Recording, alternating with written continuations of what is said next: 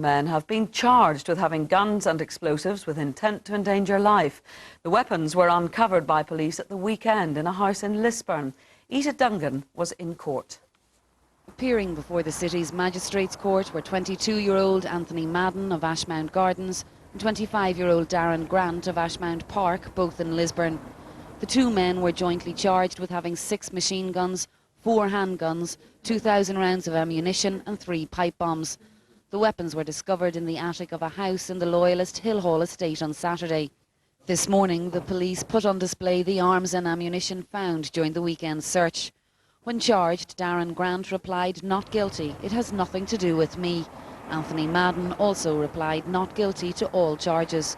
Both men were remanded in custody until the end of the month. Ita Dungan, BBC Newsline, Lisburn. A carpet showroom which was destroyed by an early morning fire in East Belfast is going to have to be demolished. The blaze started on the Woodstock Road in the Martin Phillips carpet shop, which is now a shell. The showroom has been secured and will be pulled down tomorrow morning. Vacant offices next door were slightly damaged, but because there was no wind this morning, several homes behind the premises were lucky to be left untouched. Martin Phillips says that he's looking for a temporary showroom in the area and says staff are continuing to deal with Christmas orders. It was a bit of a nightmare to say the least, you know, but I don't know, we just deal with it and that's it. We had to get on with it and get it sorted. We'll have to get to say priority would be our customers, that's the main thing. To keep our customers happy and get everything sorted out for them, especially this time of the year coming up to Christmas. Derry City Council has passed a motion of no confidence in the road service after it failed to grip roads in the northwest ahead of this morning's frost.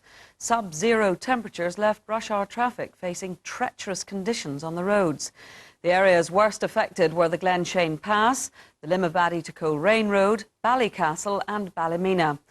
The road service has apologised and says its decision was taken after advice from the Met Office. Kieran Turish reports. A gritter lorry hard at work on Glenshane Pass, but this was after the rush hour, and for early morning commuters it was too late. They'd already been struggling with treacherous conditions. One politician travelling to Stormont reflected the anger of many. It's a miracle this morning that we're not looking at a number of serious fatalities after today is over and looking at a number of very serious accidents. And I think road service owe a serious explanation to the road users of the northwest and how they got this whole situation wrong. I would never ever want to see a situation again like it. While commuters were forced to drive at 20 miles per hour on Glenshane, conditions were worse on the main Coleraine to Limavady Road where black ice caused problems.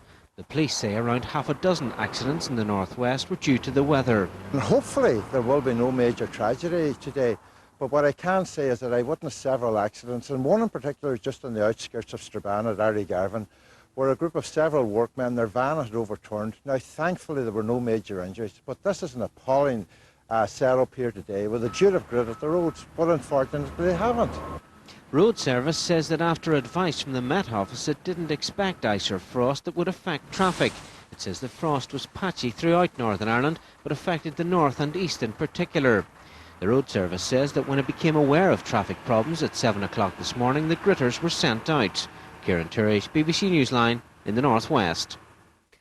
And now a detailed look at the weather forecast. Tonight will be cold at first with some frost, especially in western counties. Cloud will thicken to bring drizzly rain and then it'll become less cold, minimum temperature 0. Tomorrow will be mostly cloudy with rain at times. The temperatures should reach around about 10 degrees. Well, that was BBC Newsline. Our next television news will be at 6:25 in the morning when our political correspondent will have a special report on the latest measures to combat voting fraud. Now, it's back to Hugh in London. Good evening.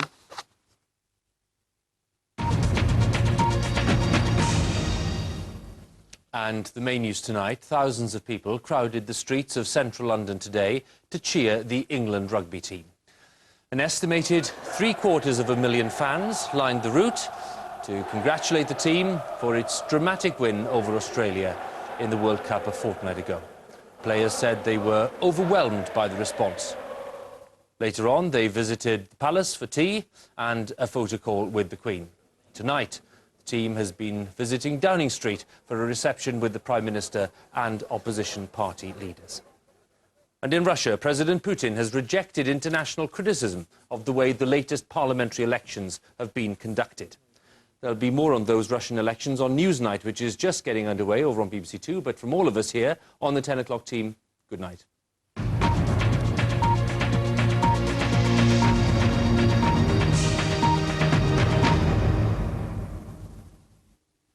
Good evening. Well, less than 2 weeks now from the shortest day, and it certainly felt like it today. Still does in the Scottish Highlands. Aviemore seriously cold at minus 11 degrees. Go down to the southwest corner of the UK, though. We've got 11 degrees above freezing at St Mary's in the Isles of Scilly. Now, that milder weather is going to try to work its way northwards during tonight, but try is the operative word, really. It's always going to struggle to get in across the more eastern parts of Scotland and England. So here, a bit of a frost, I think, lingering on right through to the end of the night.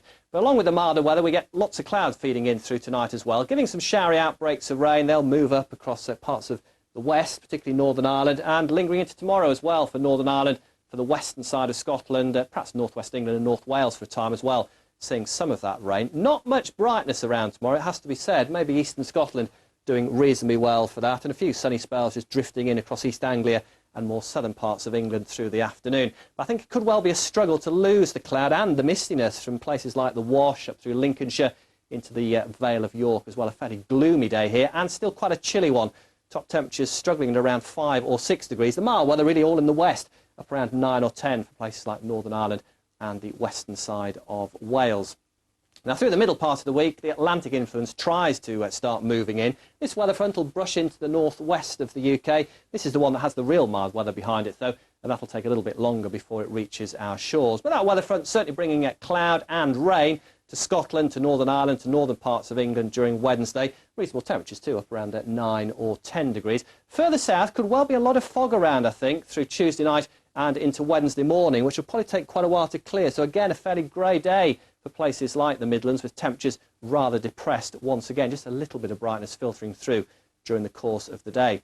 Wednesday night, we see this area of rain moving southwards, probably reluctant to clear, though, from the southern half of England and Wales during Thursday. So it could be quite a wet day here for a time, but at least it starts to turn milder by then, 9 or 10 degrees. Behind that band of rain, brighter but colder weather returns to the northern half of the UK. So those temperatures pegged back to nearer 4, 5 or 6 degrees. And then towards the end of the week, still an unsettled theme, I think, really. Again, the milder, the wetter weather trying to push back northwards once again.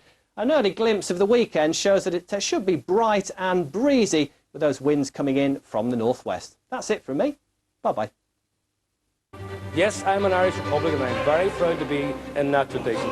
I don't expect any of the unionist politicians to come out and give me praise. This was a two-fingered salute by the Lord Mayor to the unionist population.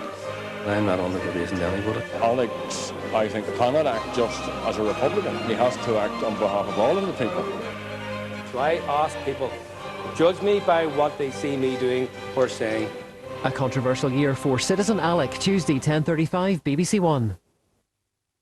Body hit number 224. What would kill you quicker, not sleeping or not eating? The longest someone has survived without food is 12 weeks. But the longest someone has managed without sleep is only 11 days. Sleep not only keeps you awake, it feeds your brain. Dr. John Marsden returns with a series of brand new body hits. An insight into your insides while you're asleep. Body hits this 3 Thinking Thursday at 9 on BBC Three. To find out how you can get BBC Three on cable, satellite and now Freeview, call 08700 10 10 10.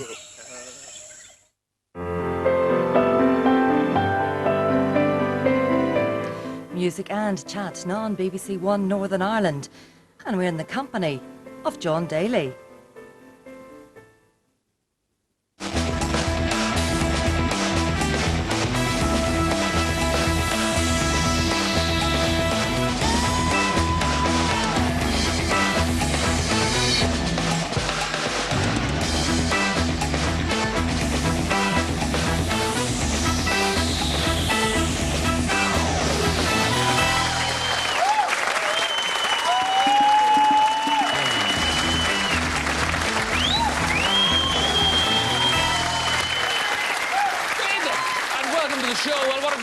Today in our office we have been full of the World Cup draw. Did you hear about the draw for the World Cup? We have been drawn in the same group as England and Wales. Full houses expected at Windsor Park. And can we beat David Beckham's England? Yes! Really? Can we beat David Beckham's England? Yes! Are you sure? You all believe in miracles, and obviously there's nothing wrong with that, because miracles do happen. Here's the proof. This can make this. There you go. Miracles do happen. London today ground to a halt. People stopped working, kids took the day off school, tube stations closed, and traffic was at a standstill, all to see a bus travel 3 streets in 3 hours. Don't know what all the fuss was about. That's about normal for this time of year, isn't it? I love this one. Producers of One Man and His Dog promised to introduce random drug testing after one competitor proved somewhat over-enthusiastic.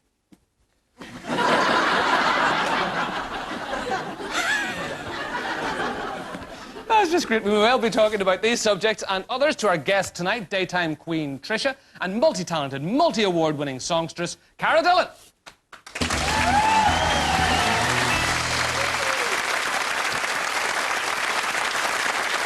first big question, we asked 100 people who their favourite TV presenter was. We said me. Our survey said, Top answer was indeed this man, Les Dennis.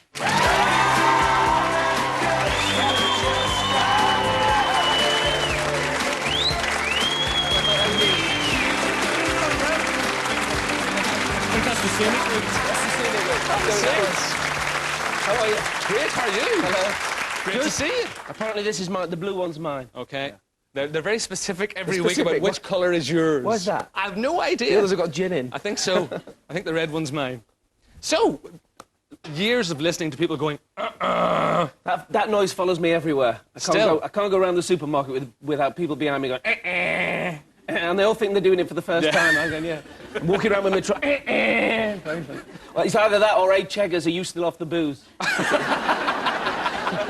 And are you? No, I just thought I'd ask. I'm not Cheggers. No.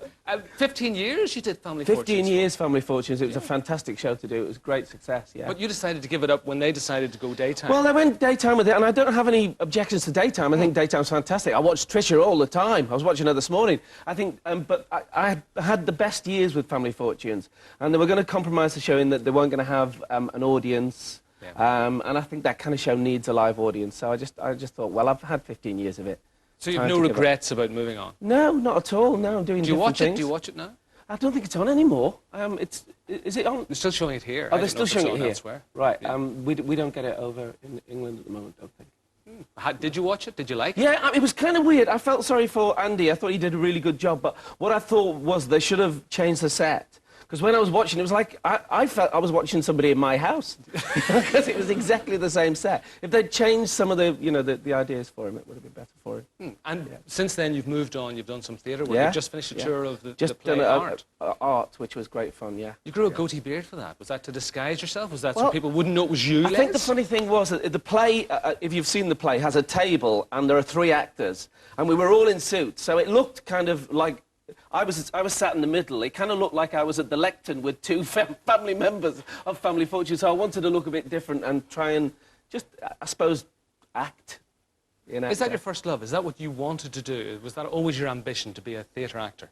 Not necessarily. I did, when I was at school, do a lot of school plays and that kind of thing. But I loved doing stand-up, and I still love doing, the game shows and stuff. So it's not a question of wanting to do one thing rather than the other. Okay, well, it's just getting a chance to do lots of things, which is a great thing to do.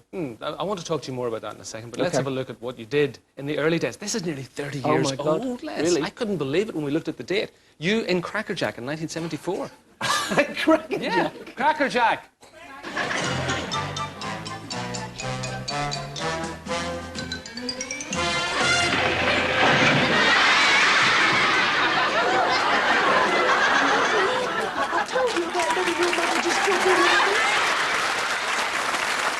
How did you manage to find that?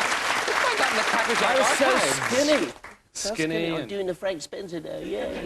I was the first one to do him on the telly. And now everybody does him.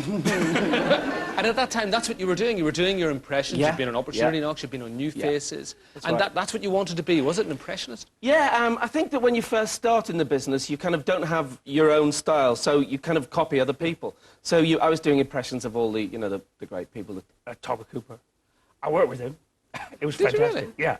I worked with him on the last night. Actually, the night that he died on stage, I was there. Yeah, I'm in jigs. Don't work with me. Thank you very much, Les Dennis.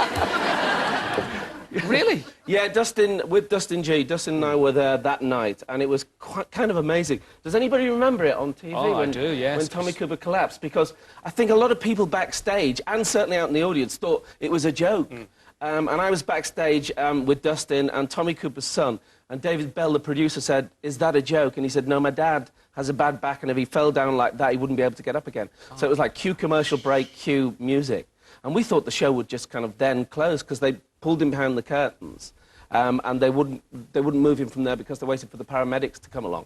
And we thought that would mean that the show would stop. But then they said, "Right, you're going on." And we were on live TV after the break, working round him while they were seeing to him. Oh, my goodness. And it was kind of weird, yeah, it was weird. But one of those things, I suppose you can still see it vividly, perhaps even in slow motion. And the funny thing was that Dustin afterwards said, "That's the way I'd like to go," and he actually did 2 years later in pantomime. I told you I'm a jinx, don't worry.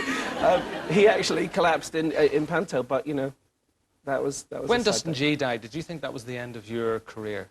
Well, I didn't. At that time, you were very much... Yeah, I mean, it was kind of... You're grieving a friend, and you're also kind of grieving the success that we had and wondering where you're going to go. But I kind of had been a solo artist for 14 years before on my own, and as Dustin had. So it wasn't my worry. I think that the public were a bit kind of wary and nervous about how I'd do. And then Family Fortunes came along with all those silly answers. Yes, all those silly answers, all those gaffes. Yeah. What are your favourites? Oh, there are some great ones. I think one of my favourites is Name a popular TV soap, and the woman said Dove. That's great. Name a number you have to memorise. What would you think?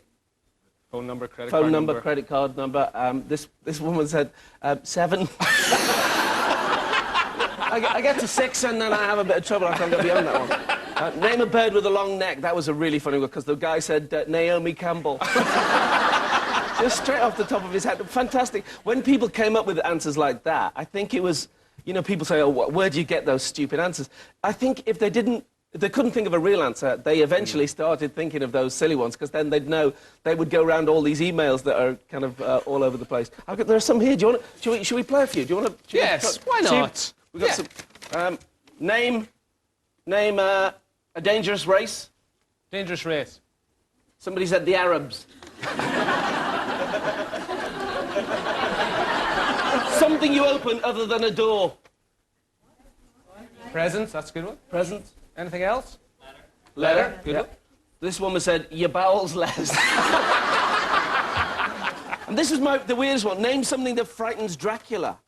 And you know what you would think garlic. Garlic, or... steak. This bloke said Bob Monkhouse. It's a fair point, though, isn't it? I don't know what he was thinking. What did your parents think of you wanting to get into show business, wanting to be a Well, star? my mum was really, really helpful, and I mean, when she was a kid, she'd got a chance to go on what was then called Carol Levis Discovers, which was before Opportunity Knocks. And she hadn't been able to because her mum said, "No, you've got to go to work," and she started work at 14. So she could see that I wanted to do it. So she used to drive me around all the clubs, even though she worked in a factory all week, and was my really greatest supporter. You know, my dad thought, you know, it was like a bloody proper job. Like, you know, he didn't. Get a proper job, but he was a footballer. That wasn't a proper job. He had been a footballer. Days. Yeah, he'd played for Liverpool in his day. Yeah. So, yeah. Some people who don't like football in the audience. Yeah. Okay. And your dad's, your family name is Heseltine? Heseltine, yeah. You're related to Michael Heseltine? No. No relation. Absolutely That wasn't no why relation. you changed your name? No, I mean, at the time that I don't think he was kind of a big name in politics when I started. I started in the kind of late 60s, early 70s. And so I would go around the clubs, and you couldn't fit Heseltine on the board, on the chalkboard anyway. They'd run out of chalk by the time they spelt it. Or either that or they'd get it wrong. It'd be like Leslie Hazelhopper or Hazeldine or Hazelworth or something. So my mum was a big Dennis Law fan. So she said, what about Les Dennis? And it just seemed to kind of fit. And that was it? That was it. And they did a This Is Your Life on me, which was a great privilege. And Dennis Law came on. And my brother was like, my brother is the biggest Man United fan. Even though we're from Liverpool, my brother is a Man United fan. And because he was such a big Dennis Law fan, he's actually a Scottish fan. A Scottish flan. A flan, yeah. It's not a cookery show, Les. that was an anagram. And he's a big Scotland fan still. But when Dennis Law came on, he was just like, couldn't believe it. Neither could I, actually. Gosh. And we've said that you're fed up with people going, Are you fed up talking about Celebrity Big Brother? Well, you know, I enjoyed it. It's about a year. Very emotional It's a year ago now that I came out. Yeah. Well, yes. But, you know, I'm still in touch with one or two of those chickens. Do you regret talking to the chickens? Not at all. It was a laugh. It was either that or watch Anne Diamond bake bread all day. You know, look, everybody, another couple of curly baps. Yes, all right, I'm listening. But it was either that or, you know, sometimes you just needed to get out and kind of be on your own. The funny thing is that the relationship that I still have, friendship I still have, is with Goldie. Of all the people in there, Goldie became a mate, you know, and that's like Hannibal Lecter and Julie Andrews. Which one are you? I'm the dark horse. But you were very emotional. You were very exposed. Did you realise that at the time? Or I think that kind of editorially, that's what they sometimes can do by only showing an hour in the day. You know, I remember that Mark Owen had sung the song in the afternoon and started singing "The Drugs Don't Work." Yes. And they didn't show that in the evening show. They just showed me later sitting there going, "'Cause the drugs don't work." And I just had it in my head, the song, because he'd been singing it, because I'm very suggestible. But I had a good time, and when I came out, what I decided to do is not read it. I didn't actually read anything that was in the paper. I thought I was a bit naive, I suppose, because I thought I'll get a bit of press attention by being in there, but I didn't think I'd get it all. I thought it might be shared between, you know, some of the others. Yes. But it was kind of weird. Why do you think they picked on you, though? Was it because perhaps they thought they'd seen a weakness, a chink? I think what basically everybody got on. There was nobody that was, you know. Yes, there was no confrontation. There was no confrontation there. So. Actually, there was a little confrontation between Goldie and Melinda, but Goldie went out after a couple of days, so that kind of disappeared. So there's no confrontation, so they needed to kind of find something. You know, I became Vanessa this time round. But how do you deal with that? How do you treat that? With the press and stuff? Yes, yeah. And the fact that... Just don't read it now. At all? No, I don't read. I don't actually read any papers at all, you know, so...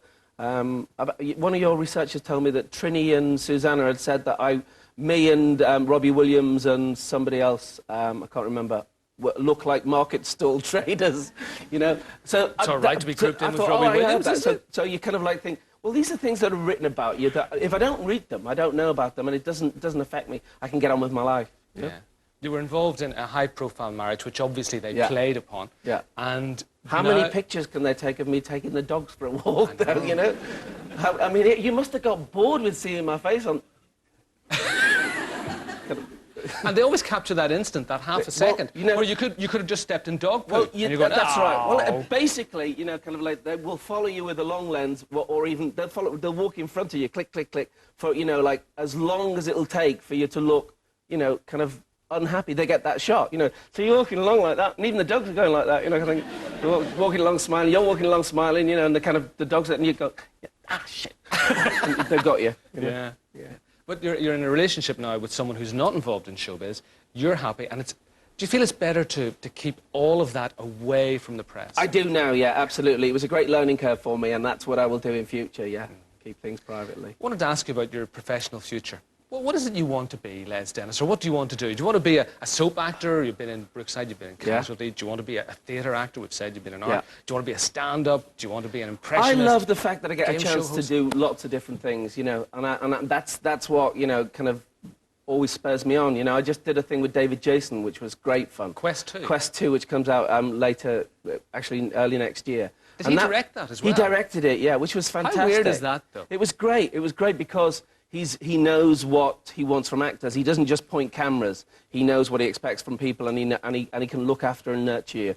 And I got the biggest kick because I did this bit of business that he laughed out loud at, and everybody's producer said, "You can't do that." They kind of had a go at him because his laugh would then come over because it was, you know, as we were filming. So that, I thought, wow, David Jason just laughed out loud at something I did, which was great fun. It's brilliant. You've got that, and you're also featuring in Engie Benji.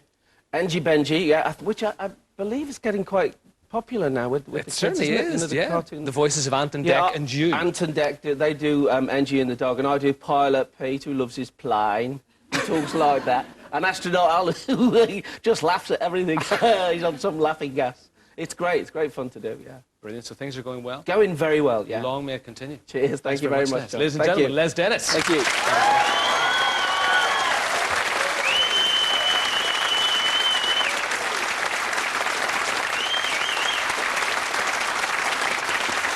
Throughout the history of show business, the most famous of stars have always been known by just one name: Bardo, Kylie, Madonna, Cher, and now, Trisha Goddard!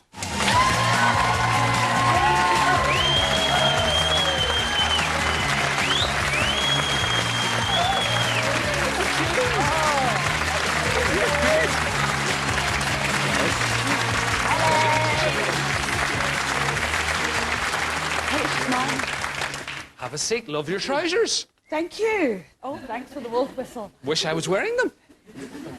Yes. That's a show in itself, yes. Trisha, do you know what the question that Les wants to ask, the question that all these people want to ask, the question that people at home want to ask? Where the hell do you get those people that are on your show?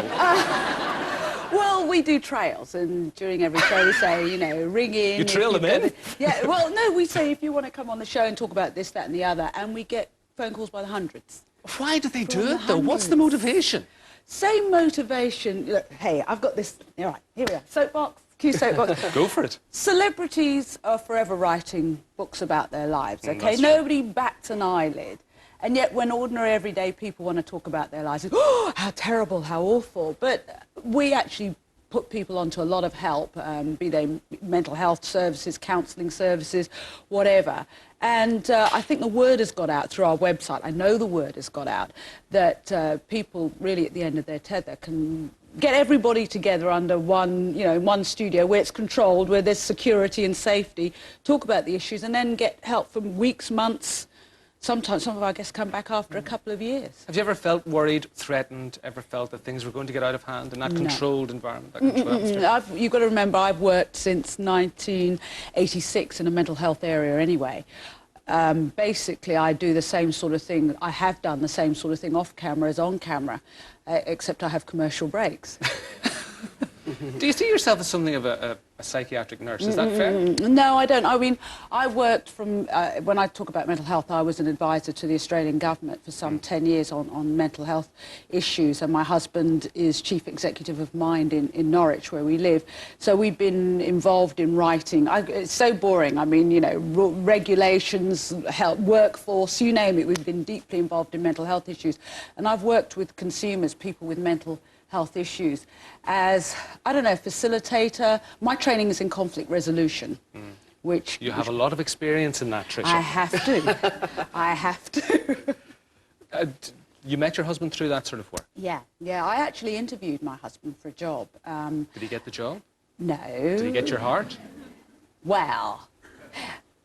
I'll say yes, and it sounds good. You know? Yeah. Well, no, the actual story was there was a person who already had the job. You know, you have to go through this government thing where you pretend to interview all these people. You know you're going to hand the job to the person who had it before. My husband was one of the people who came along for this interview. Excuse me, Trisha, just like to say that doesn't happen here. Ever. So he came along and he was sitting there and I interviewed him, and then afterwards with all the government bods we had to write comments, you know, and they said, well, what do you think? And I said, I showed the woman next to me my comment, and I'd written, wouldn't kick him out of bed for eating biscuits. So he didn't get the job, but he got the woman. He probably got the better deal. You'd have to ask him that. I'm sure that's what he... Does he eat biscuits in bed still? No, he's too busy doing something else. All right, OK. I want to talk to you, obviously, about your own experience, and I wondered, do you feel you have to rely on your own experience through your work, through the show that we see? Do you have to, I don't know, almost validate what you do by using your own life experiences? Not really. I mean, I try not to do it too much, and it's a very, believe it or not, even though it's in a studio, it's a very sort of natural, what you see is what you get. So sometimes I do fall back on my own experiences, but then that's why people come on the show. They know that I'm not, you know, I've cleaned toilets, I've been in a psych hospital, I've, you know,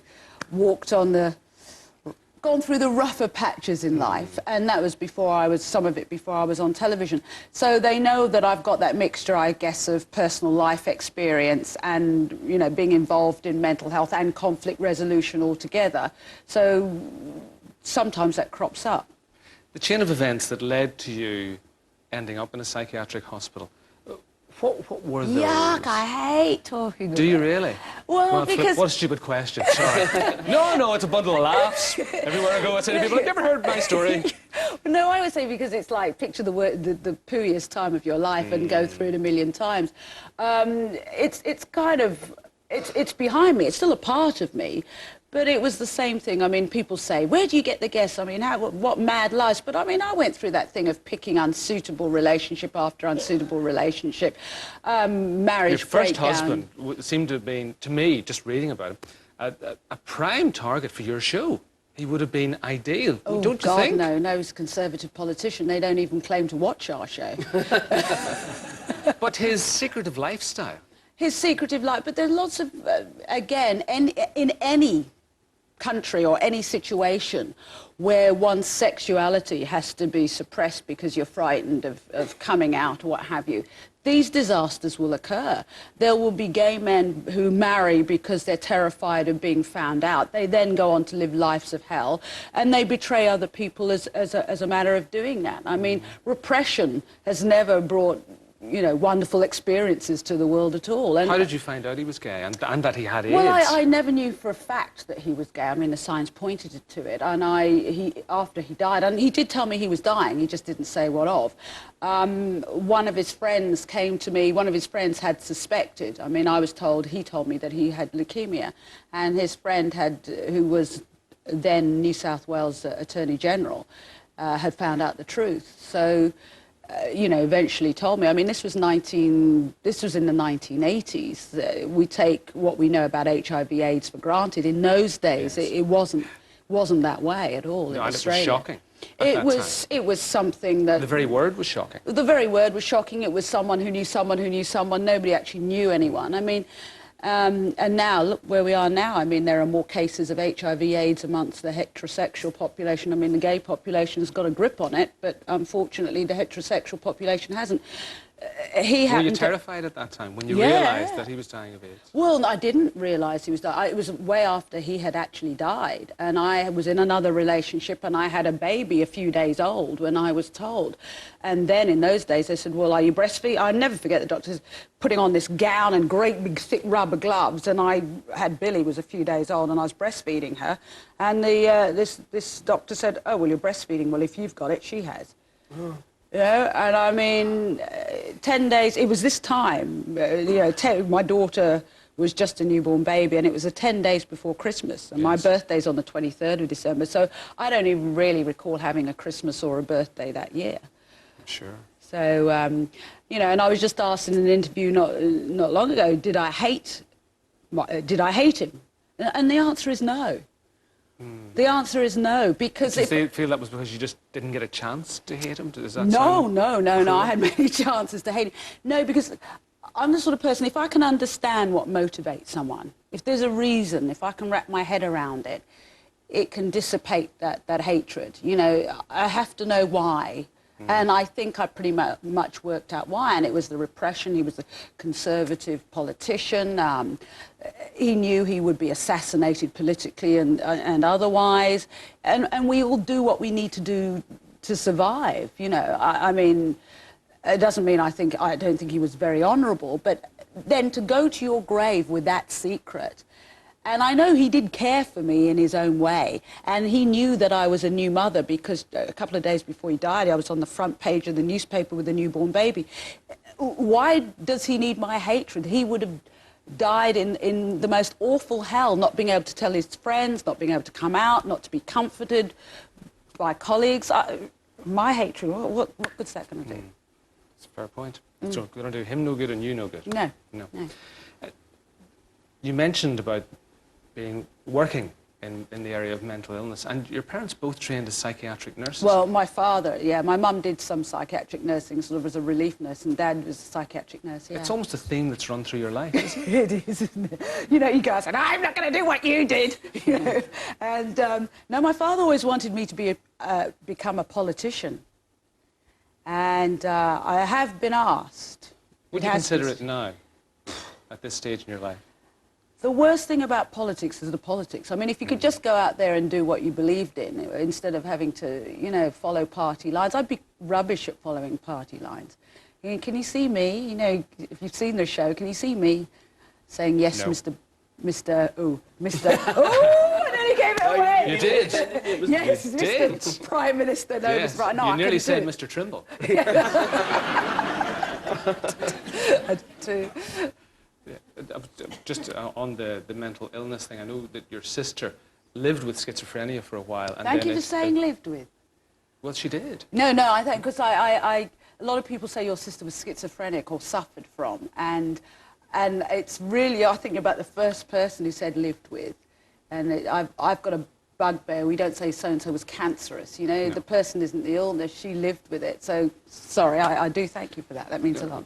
Again, was that something that, obviously it made you stop and think, was that something that spurred you into the world of mental health and of the rights of people who fall into the category of mental illness or mental health?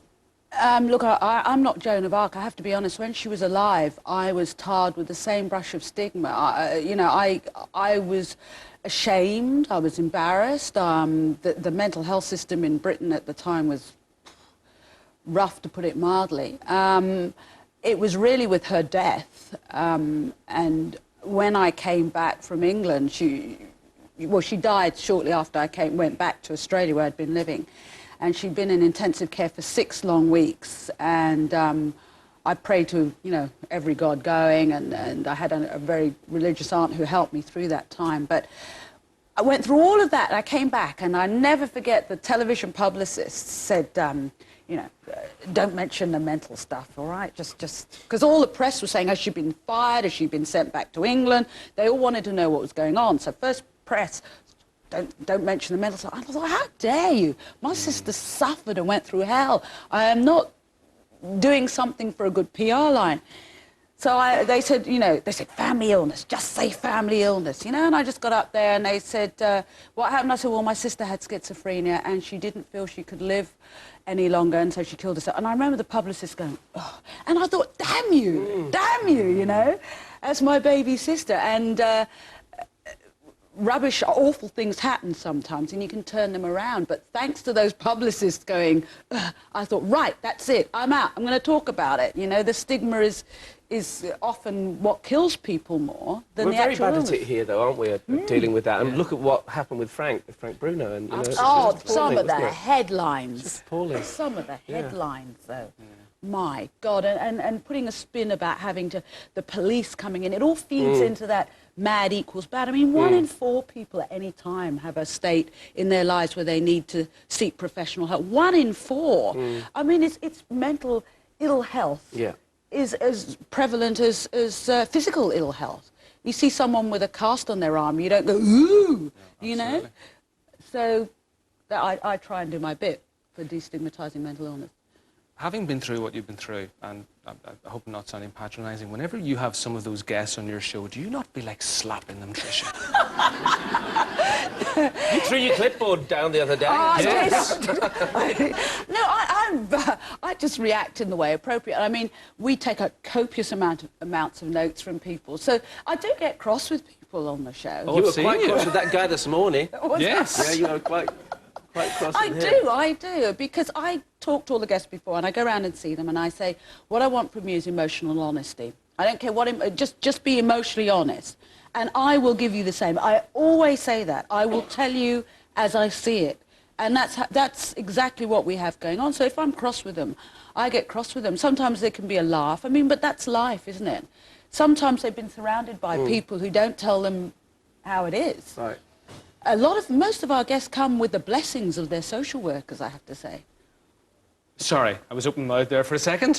It's true. And we're getting more and more people from Belfast, from Ireland, more and more coming across. So we just have a quick check.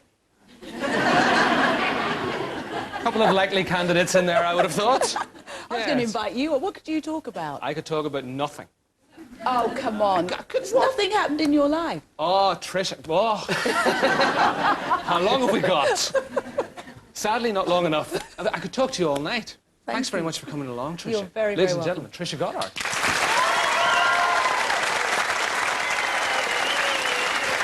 This is absolutely true. We're very lucky tonight to have 3 people on who wanted to get on this show for absolutely ages. I first met this young lady a few years ago, and we've been dying, mad keen to get her on the show. She's here tonight. She's having a detour from celebrating her wedding anniversary. More of that in a second. The multi-award winning Cara Dillon.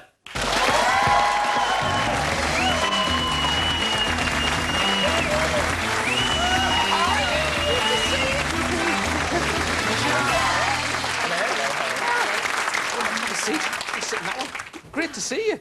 And thank you for breaking off your anniversary holiday. That's all right. When was your wedding anniversary? It was yesterday. 1 year. Oh, 1 year. So it was lovely. We were down in Dingle actually doing a TV show down there, so it was lovely. We thought, nice way to spend it. Lovely. Down around that part of the country. And you met your husband through music? I did. How did you meet him?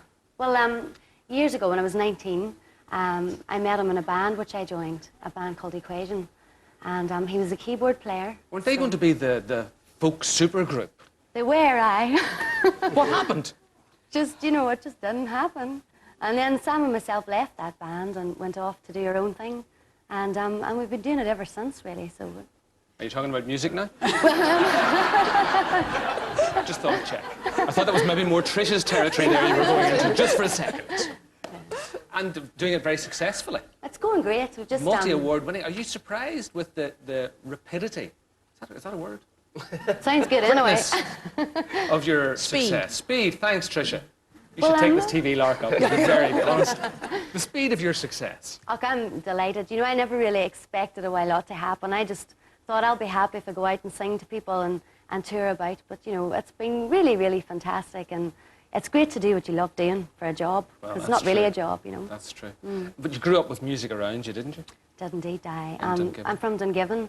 So there, it's just, music's a way of life. You know, you're handed a fiddle or a tin whistle at school and taught all the local songs, and everybody there is really encouraging too. They're fantastic people. So. And you were All-Ireland singing champion at the age of 14. Did that, in a way, map out the rest of your life? It did, in a way, because, you know, it made me realise I had something to offer with singing. You know, I used to see the reaction sometimes when I'd sing a song, and people would say, wow, you know, that's really hit a nerve. So, you know, I see it as a gift, so, you know, might as well go out and use it. Absolutely, use that gift, which you do beautifully. A couple of things I read about you recently. Number one, like many other singers and those in the public eye, you've had a stalker. That must have been quite scary. To be honest with you, John,